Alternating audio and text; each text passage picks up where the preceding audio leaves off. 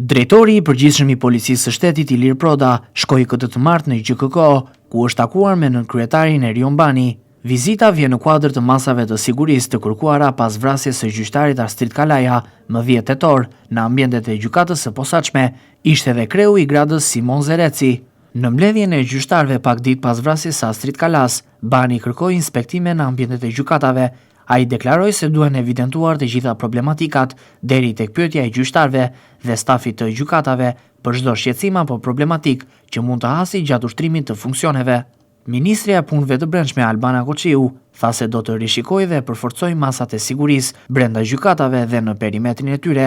Paketa për rishikimin e protokolleve në lidhje me sigurinë e gjykatave do të përfshijë edhe angazhimin e Policisë së Shtetit, theksoi ajo mes të tjerash. Ndërkohë 260 gjyqtarët që u mblodhën javën e kaluar pas ngjarjes së rëndë të apelit të Tiranës, në një deklaratë të përbashkët kërkuan krijimin e një grupi të posaçëm me përfaqësim nga KLG, KLP, Ministria e Drejtësisë, Ministria e Brendshme, Policia e Shtetit dhe agjencitë e tjera ligjzbatuese. Edhe KLG propozoi një plan masash ku mes të tjerash kërkoi godina të reja për gjykatat si ato ekzistuese, por edhe ato që do të ndërtohen të kalojnë në pronësi të tyre.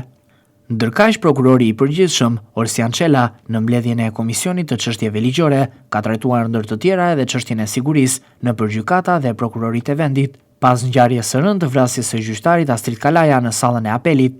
Çela tha se kushtet nuk janë optimale dhe se sigurimi i perimetrit jashtë institucionit në kompaninë Ilirian Gard nuk ka rezultuar efektiv. Sipas tij, është e nevojshme në gjykata dhe prokurori prezenca e Policisë së Shtetit, pasi kjo do të rrisë patjetër ndjenjen e sigurisë te magjistratët, por edhe do të parandalojë dhe akte të tjera ekstreme në të ardhmen. Kujtojmë këtu se në Vlorë pak ditë më parë janë shënuar 2 ngjarje. Një burr 70 vjeçar pranë prokurorisë së Vlorës u konfliktua me punojësin e sigurisë, ndërsa një ditë pas kësaj ngjarjeje, një avokat u përfshi në konflikt fizik me punojësin e sigurisë së gjykatës.